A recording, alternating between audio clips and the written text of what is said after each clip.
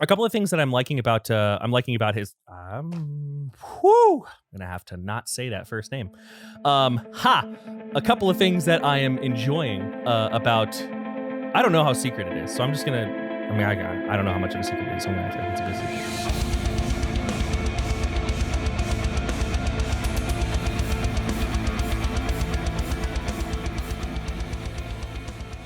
What's up, all you fancy hats of the internet? Mark with Cardivox Academy here, and holy crap, I actually have time to sit down and do a proper reaction video. It's been it's been a hot minute. It's been a long time. These days, I am basically a stay-at-home dad with a side hustle, and but it's a side hustle that requires full-time amounts, so it's like kind of weird, but it's enjoyable. It's a lot of fun, but it's very hard to get things finished, and I'm still finding my groove. But I have some time. My sister is here watching my son. He's 4 months old, so still a handful. He's gonna be a handful for a while, so I have time to sit down. Now today we're gonna be doing the Summoning by Sleep Token. Now I know the song has been out for a while, but like I said, I've basically been on dad duty for like 3 weeks, like hardcore, like very busy dad duty for 3 weeks. So I know that the time slot for this reaction video is probably past these things. You got to get them right at the right time, or else you're too late. But I kind of want to do this for two reasons. Number one, fun fact: my business partner, the person who helps me do all the behind the scenes stuff of Cardivox Academy, and basically the main dude in our Discord server. He was a co-creator, or I think the co-creator for Sleep Token way back when they first got started. He helped do a lot of stuff, helps co-create the whole thing. So I'm kind of, I guess, on the inside track, not like super on the inside track, but a little bit. I was not involved in that in any way, but it's just cool that some of you might find that cool trivia. The second thing about Sleep Token, maybe more so, this is about me. This is something I'm kind of nervous to say because they have quite a following, but like they're not really my thing. Now hold on a second. I've made the mistake of saying that in other videos, so let me clarify. I don't think their music is bad. Everything after their EP, I don't know. It just didn't hit me the same way that it seemed to hit other people. People, were having like these like near spiritual experiences listening to their music, and it was cool. It was cool to see. It was cool to watch that happen. I listened to a lot of their music, and the biggest response I got from like my own reaction to it was like, oh, this is pretty good. Yeah, cool. Good job, guys. But one thing about me is I'm always open to change my opinion. I don't like cling on to the fact that I like something or don't like something. I'm totally willing for that to change. And people are telling me that a lot of this new stuff is pretty different. And apparently the Summoning has some screaming in it. I don't know if Sleep Token has screamed much across their career. Like, really, I'm not that familiar with this band, so if I say something stupid, please be kind. Beyond that, last thing, if you're interested in who the heck I am and why I'm doing this, if this is your first video, so I am a metal vocal coach. I mostly specialize on teaching people how to do like harsh vocals, like like that sort of stuff, safely and efficiently. That's my full-time job, is giving coaching for those types of things. And I'm a vocalist myself. I'm in a band called Kardashev. We're on Metal Blade Records. We released our first album back in June, and we're working on a second right now. And that's it. All right, that's enough. I think we should listen to The Summoning. This is a 6 minute and 35-second song. Holy shit. So I should probably get going. So anyways, yeah, let's go ahead and do this. Sleep Token, The Summoning. Here we go.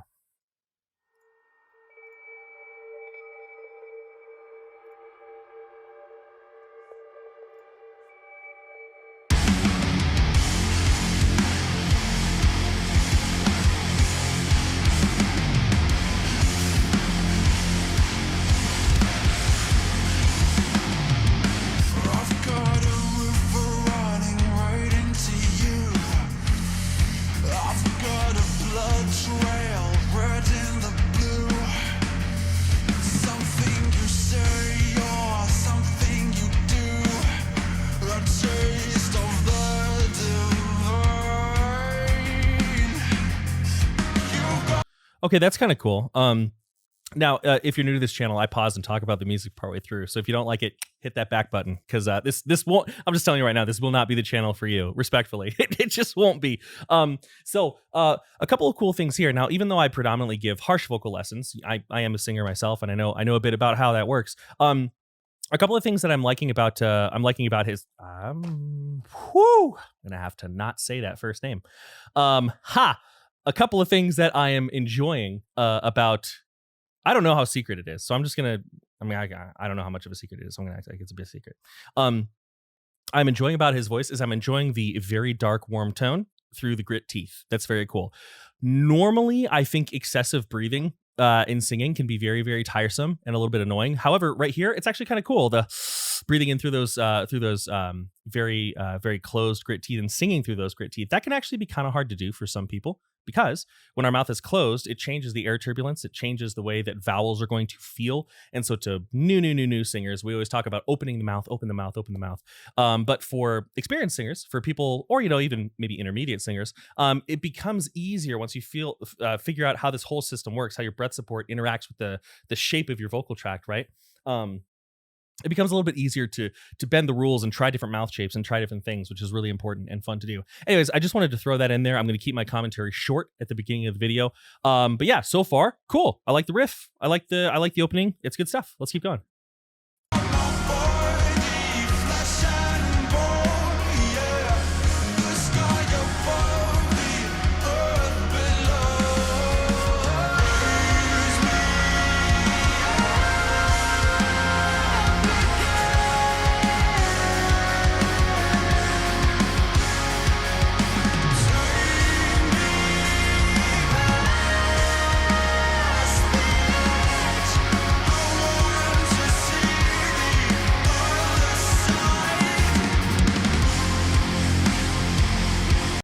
That was freaking impressive. I can already tell you that if the rest of the song tracks like this, I'm going to be one of those people who's like, yeah, I like Sleep Token's new stuff. You know what I mean? One of those annoying people who they're like, I like the new stuff, not so much the old stuff.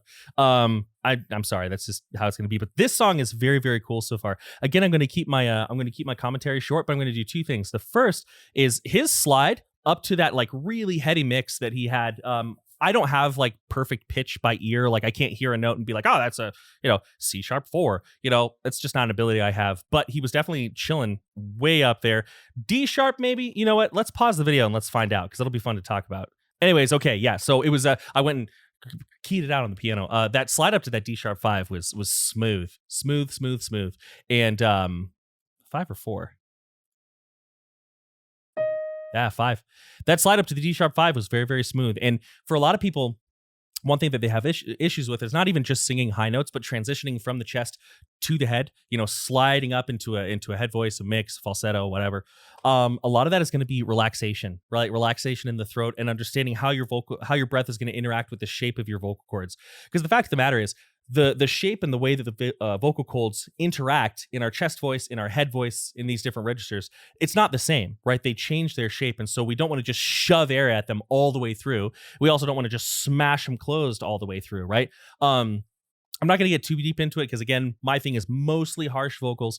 But yes, the way he bridged over that break, that passaggio, was very, very good. Let's keep going though. That was nice.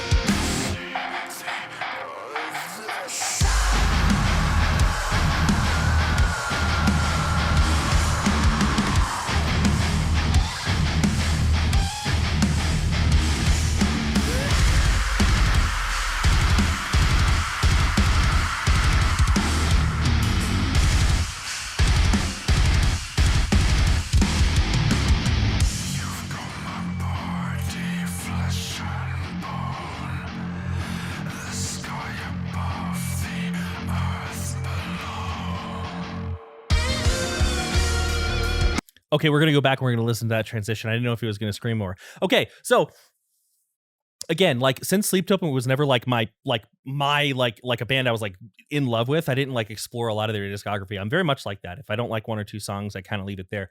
So I don't know if he does that a lot, but very cool effect on those screams. Or I should say those screams are having a very cool effect on the song.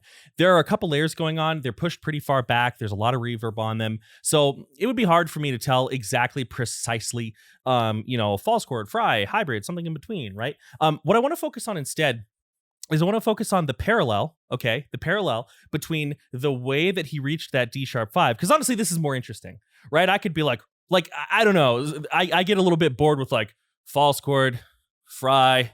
That's a false chord. That's a fry. I feel like I don't know. That's a really good starting point for a lot of conversations, but there's so much more to be talked about past whether a scream is a false chord or a fry. You know what I mean? But I want to talk about the parallel between how he reached that D sharp 5, right? How he reached that D sharp 5 and how he hit those high screams, right? So often, it is very interesting. We see the same issues for hitting high notes when we're singing, when we're hitting high notes for when we are trying to scream, trying to do high screams. One of the most basic, one of the most simple exercises to just kind of get comfortable in your head voice, right? And head voice, it's a slippery term. Some falsetto, head voice, heady mix.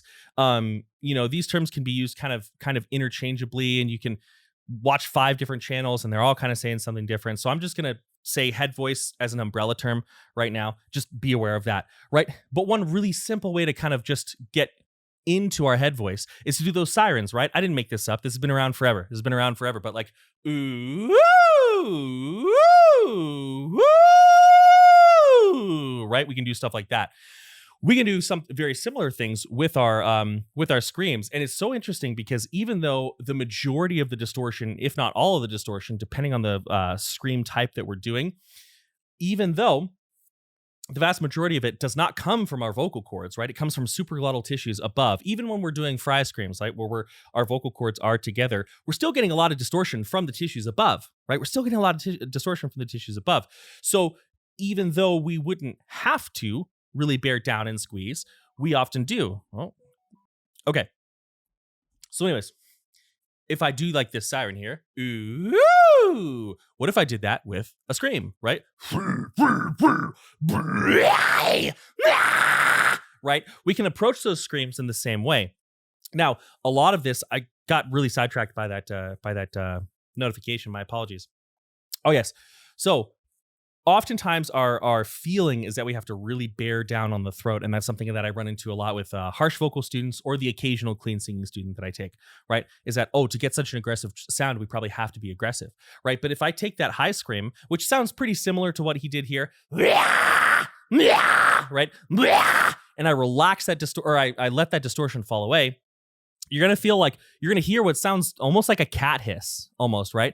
And it's a very relaxed space. What I'll do is I'll do distortion, breath, voice, release, right? So you can kind of hear the position of my vocal tract, right?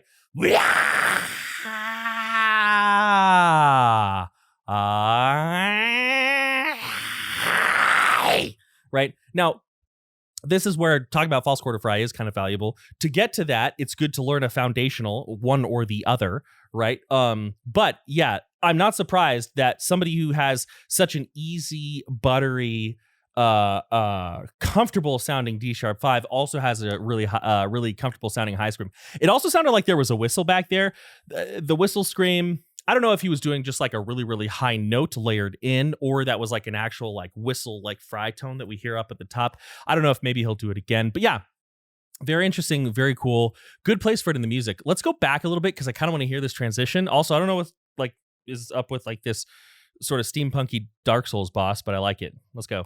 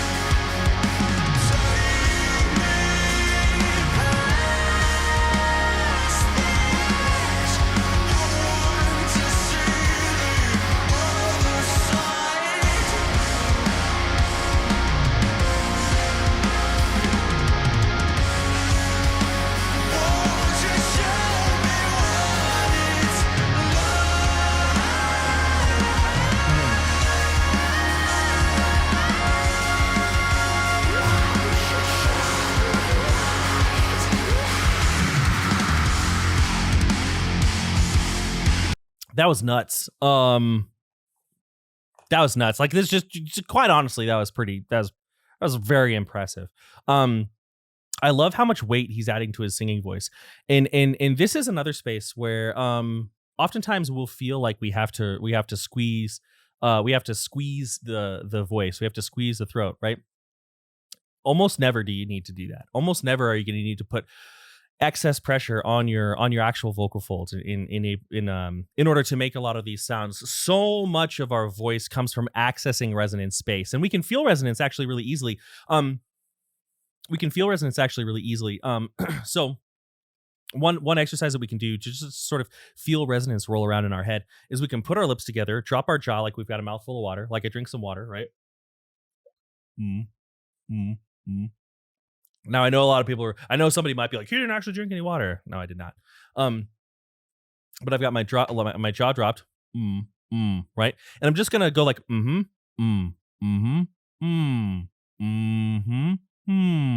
you can feel a lot of buzz and a lot of vibration in the front of the face, right? That's this frontal, really nice, really rich resonance. And if we open that up and just kind of play around with it, don't worry about like singing good or anything. Just open it up and play with the notes, right? Hey, oh,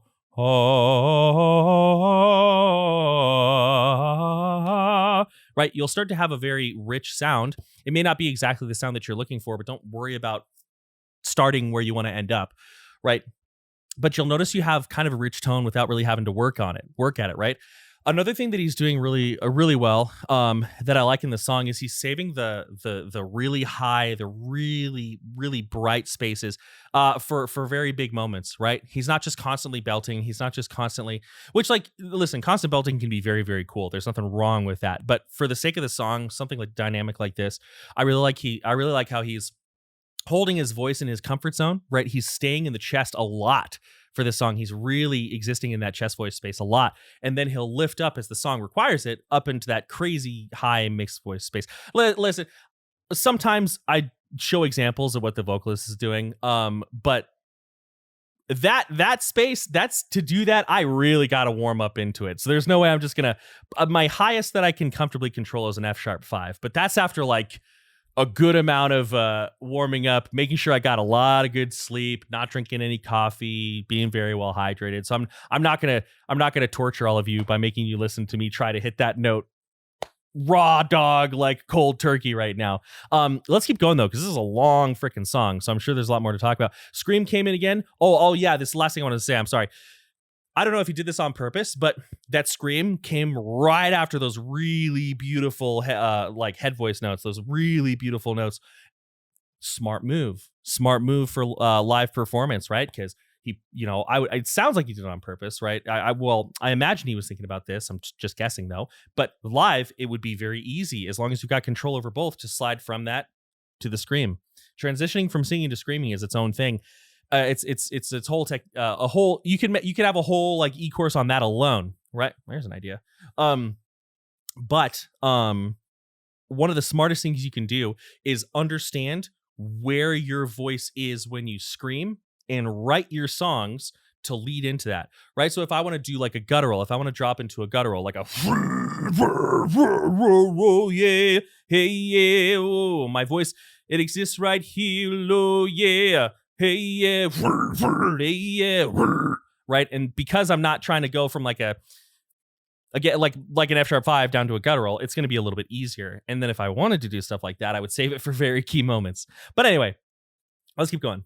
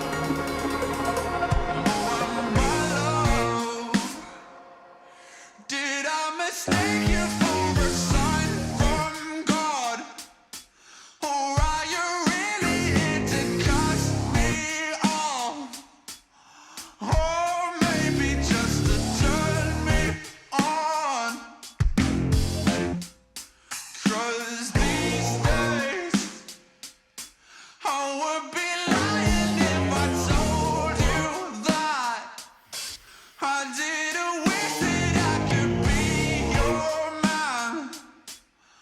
Or maybe make a good girl bad. I've got a river running right into you. I've got a blood trail, red in the blue.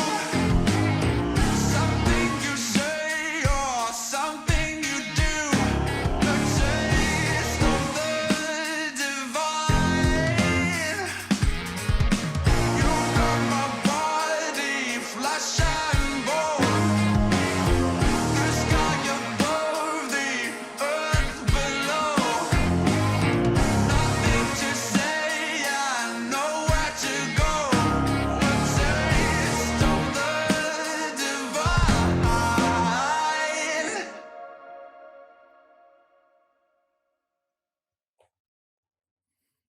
Huh. Well, so, lots of thoughts, lots of thoughts. Not this change around like 420. Yeah, like this ambient, like cool, like Mass Effect meets like Final Fantasy piano thing going on. That was awesome. That was really cool. Unexpected, really beautiful. Loved the ambience.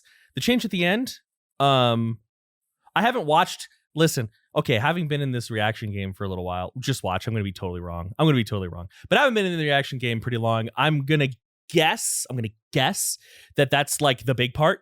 Because I haven't watched any of the summoning reactions that are out there. I've seen them like the thumbnails and stuff. I'm going to guess that that's like the part. I don't know. It was a weird direction. Much love to the band. You do you.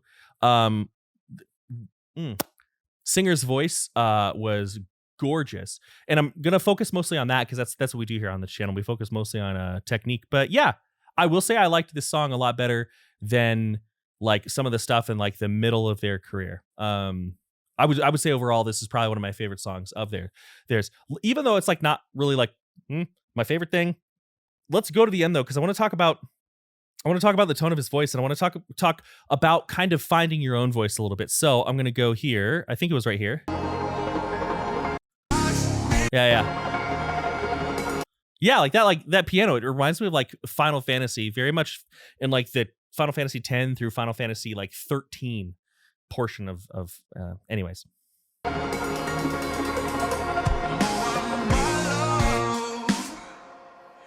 Did I mistake you for a sign from God?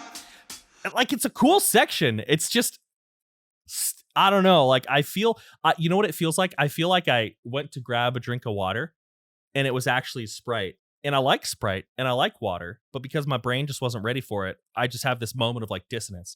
But anyway, I want to talk about his voice. Now, I'm going to talk about his voice here because you can hear, but more so than I want to talk about like, you know, how it sounds kind of bluesy or how it sounds kind of like funky or anything like that. The different genre fusion that's going on here. Mostly I want to talk about how comfortable he is. Like he almost sounds like he's talking in this space. Now, I don't mean to say that as if his voice is, sometimes when we say a singer sounds like they're talking, that's a criticism. We're like, oh, they sound kind of bored. They sound like they didn't want to be there. That's not the case here. He almost sounds like he's speaking, like talking as far as like how comfortable he is.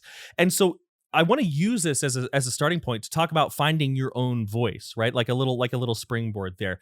That's something a lot of students come to me with, both clean and harsh. They say like, you know, hey, I want to find my own voice. I want to know what that means. I want to find what my speaking voice is, right? Okay, great. That's a very big subject, but one of the best ways that you can do that, and I have had some people kind of disappointed because it's not glamorous. It's not pretty. It's not like, you know, a lot of learning to get good at something is not shiny. Right. But one way that you can do that is you can get very comfortable with your speaking voice, right? Because let's think about it. Let's be logical here, right? Whoever you are watching this video, if you and I were sitting next to each other in this room and there was no video, but there was audio, and I said, hi, my name is Mark and I like sushi. And you said, or not even my name. I said, hi, I like sushi. And then you said, hi, I like sushi. People would be able to tell that those are two different voices, right? So, okay, between us, we already have something unique going on. And that thing that's unique is our natural resonance, the way that our body is built, right? Because the fact of the matter is, me and another person who, is anatomically in their vocal anatomy like me, our vocal cords are not going to be like that different. Not really. Okay, they will be, but they're not going to be like, it's not going to be like two sets of vocal cords are so crazy different. But what we are going to have is different resonance chambers, right? Our shapes are the shape of our mouth, of our sinuses, of our chest. All of these things are going to be different. So you're already working with something unique. And one of the first things you can do is you can get comfortable in your speaking voice. Common issues I have with people with speaking voices is they'll have like a really tight speaking voice. They'll be like, "Hey man, what's going on? Good to see you." And then this talk, the way that they speak, actually holds them back from their singing. Another thing that can also happen is I'll have people with they'll speak with tongue tension. They'll kind of have like a Kermit the Frog thing, which is actually, it can be useful for metal vocals when we're doing it intentionally. But they'll have kind of like a, "Hey Mark, what's going on? Good to see you." Yeah, like right there. Yeah, so I started singing like 10 years ago, and they'll have that going on. Other things that will, some people will have very like hyponasal voices. They'll talk like this, and all these things can make it difficult to find your own voice as a singer. So one of the first things you want to do is just get comfortable with your voice. There are a couple things that you can do for that. One thing I like to do is I like to like breathe in through my mouth as if I'm sighing, right? Like I'm gonna start a sigh, right? And that just basically opens up everything, right? I said breathe in through my mouth. I meant breathe in through my nose. And then with a connected voice, not too breathy, I go, right? Right? That can just help me open up everything. Another thing is, again, from before, I'm thinking with all of these, I'm thinking about my voice dropping. I'm thinking about my voice sort of dropping into my mouth. Right? Now, let's say you're very comfortable with your speaking voice. Your speaking voice is, you can talk for hours without getting tired. Your voice is fine. You don't have any issues with your voice. One thing you can do is you can find where you're very, very comfortable, and you can purposefully sing really fucking boring. Purposefully sing really bland, right? So you might start with like, here. Happy birthday to you. Happy birthday to you. Happy birthday, dear Mark. Happy birthday to you. Now, if you were to hear that, right, if I was to react to a song where the person was singing like that all the way through, I would be like, not my thing, right? Not really for me. Singing's not that great, right? However, let's actually think about this. Let's think about this. If I was to sing that, right? Again, I'm just pulling a melody. I'm singing happy birthday from wherever it feels natural right now. Hey, happy birthday to you. Happy birthday to you. Happy birthday, dear Mark. Happy birthday to you. Let's talk about it. So the tone was garbage, right? The tone was really boring, really bland, and really uninspired, but no squeeze in the throat. Hey, that's something. Number two, pitch was mostly pretty good. A little wavery, a little pitchy, but pitch was mostly pretty good, right? Airflow was even. My voice wasn't quivering. So we already have three things actually going pretty well, right? We already have three things going pretty well. And then you can sing in songs that are in your chest voice and very comfortable. For most people like me, Ain't No Sunshine, Bill Withers is going to be great for that, right? And then over time, as you get comfortable speaking on pitch, which by the way, I don't know how, like, okay, no, that was going to be a hot take. I do not believe that all singing is as easy as or just speaking on pitch. It's like a thing some people get into. I think it's useful for our chest voice and approaching some things as we get to our break. That's just me. But anyway, as you get comfortable speaking on pitch, you can slowly add bells and whistles to it. You can slowly play around with resonance, play around with silly resonances, right? Play around with funky sounds. So, if I'm like here, whoa, whoa, whoa, whoa, whoa, whoa, whoa, whoa, right? Not that interesting, but I'm getting somewhere. Whoa, whoa, whoa, whoa, whoa, whoa, whoa. Okay, now what I'm going to do is I'm building this on my speaking voice. Now what I'm going to do is I've talked about this in a couple of other videos. One of the things that I did was I found a comfortable sound that was kind of funny, which is like let's say you smell something nasty. Ugh.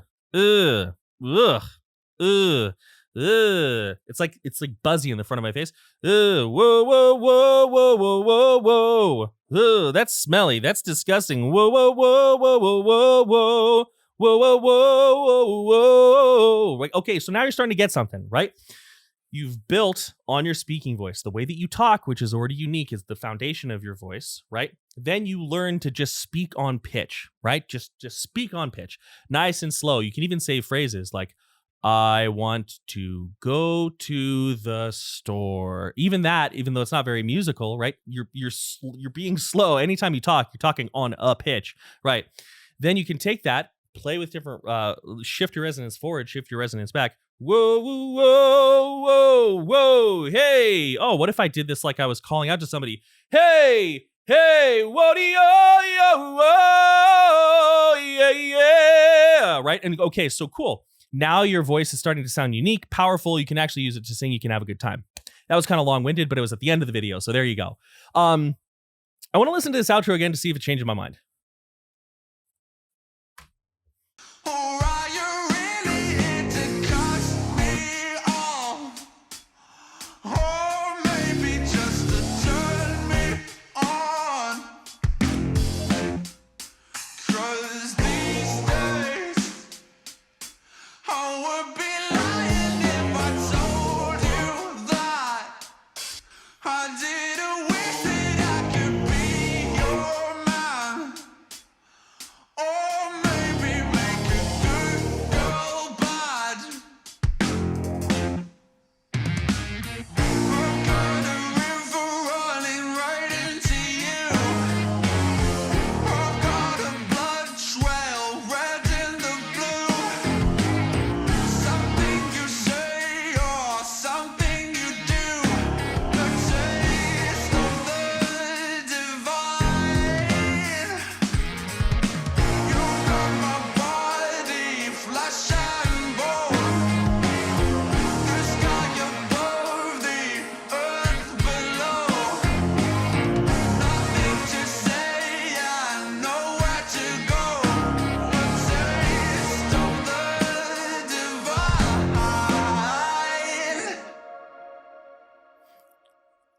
I like the ambience that kicks in around like I think it's like 612. I think that sounds really good. Yeah, it's kind of funky. But again, I'm a very open person, so I'm probably going to listen to the song a bunch more times. Chances are, here's what'll happen. It was a little off kilter for me at first, and then like by the 10th time I listened to it, I'm like, damn, this is awesome. This is absolutely how they should have written it. Good job. So, anyways, Sleep Token, The Summoning, pretty cool song. Good job on all fronts. Great singer. Liked the screams that were in there. Hopefully, even though, you know, I try to stay to my lane mostly, with the harsh vocals. Hopefully you learn something about clean vocals as well. Really, like, just play around with your speaking voice. Like, I can't stress that enough.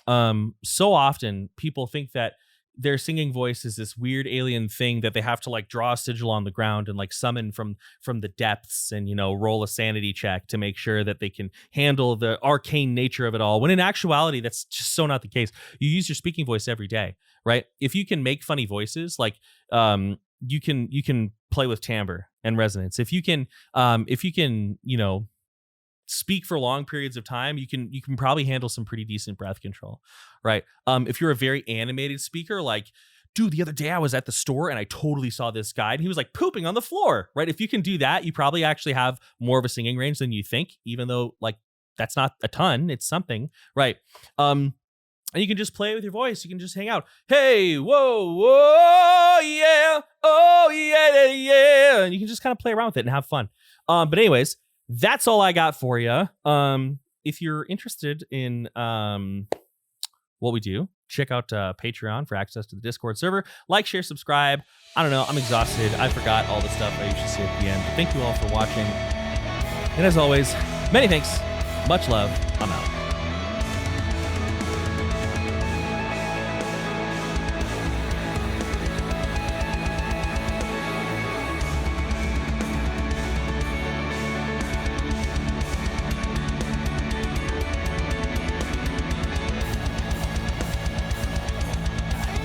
I don't don't have like perfect pitch by ear. Like I can't hear a note and be like, oh, that's a, C#4.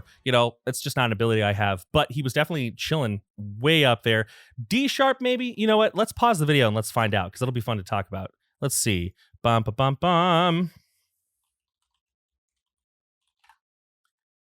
Maybe D#. Oh, no way. All right, if this stays in the video, I just want to point out that was luck.